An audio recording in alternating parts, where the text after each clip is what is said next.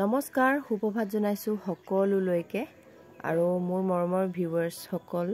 আশা কৰিছো আপোনালোক সকলো ভালে কুশলে আছে আৰু যিসকলে মোৰ ৰেগুলাৰ ভিডিঅ' চাই থাকে তেওঁলোকে চাগে আজি মোৰ আগফালৰ পৰিবেশটো অকনমান বেলেগ দেখিছে নহয়নে বাৰু হয় এয়া হৈছে মোৰ মা ঘৰ দেই আৰু মই আহিছিলো মাঘৰ বিহু আগতেই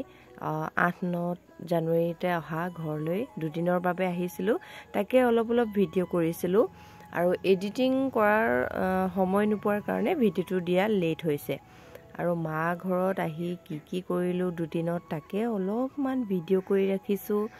আৰু এতিয়া ৰাতিপুৱা গা পা ধুই আজৰি হৈ অকনমান ৰ'দ লৈছো আগফালৰ ৰ'দটো ইমান ধুনীয়া পৰি আছে নহয় লগতে উইস্কিও মোৰ পাছে আৰু আজি ভাবিছো আপোনালোকক মোৰ দেউতাৰ হাকনি বাৰীখন দেখাম আৰু মাৰ হাকনি বাৰী এখনো আছে দে হেখনো দেখাম আৰু অলপমান পুৱাৰ ভাগত এনেকৈ উইস্কি লগতে অকনমান ধেমালি কৰি লৈছো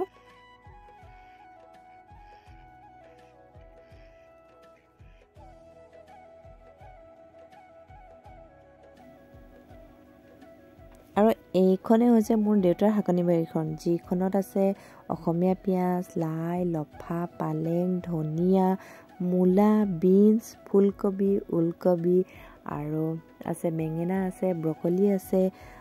বন্ধাকবি আছে বেঙেনা আছে সকলোখিনি আছে বাৰীখনত আৰু আজি দেউতাৰ বাৰীখনৰ পৰাই কিবা এটা খাবলৈ লৈছো এয়া হৈছে পালেং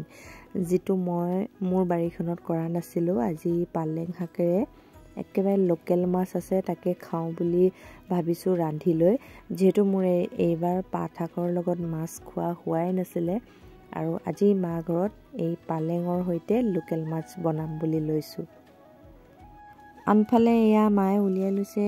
জিয়াই ৰখা গুৰৈ মাছ একেবাৰে লোকেল পুখুৰী দে সৰু যোনবিলাক পুখুৰী থাকে যে পথাৰত থাকে তেনেকুৱা পুখুৰীৰ পৰা অনা আৰু আজি পাঠাকখন বনাম কাঠআলুৰ হৈতে আৰু এতিয়া যেহেতু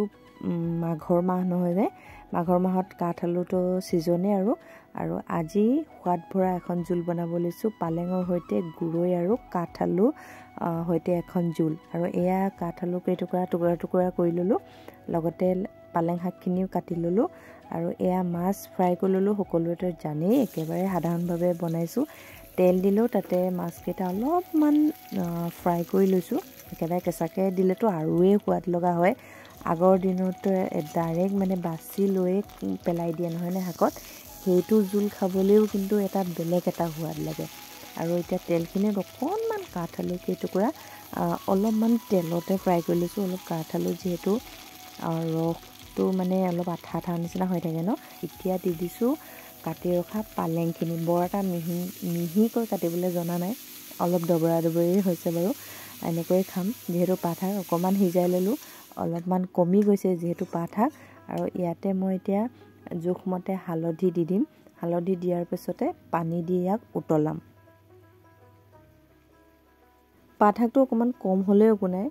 যেহেতু ইয়াত কাঠআলু দিছো কাঠআলু অকনমান জোলখন অলপ ডাঠ কৰি দিব ইয়াৰ হলনি আপোনালোকে আলুও দিব পাৰে বা কচুও দিব পাৰে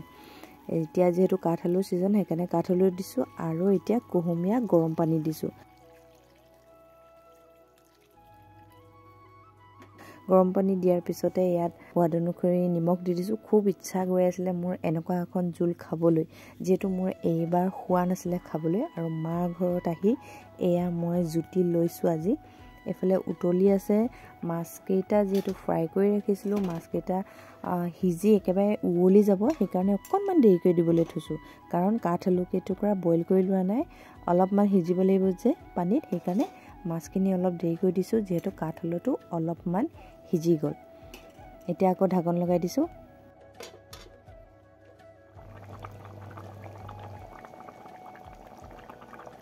আৰু এয়া কিছু সময় ঢাকন লগাই সিজাই দিলো একেবাৰে ধুনীয়াকৈ কাঠআলুটো সিজি গৈছে খুব ধুনীয়া কাঠআলু টুকুৰাও ঘৰৰে দেই একেবাৰে লোকেল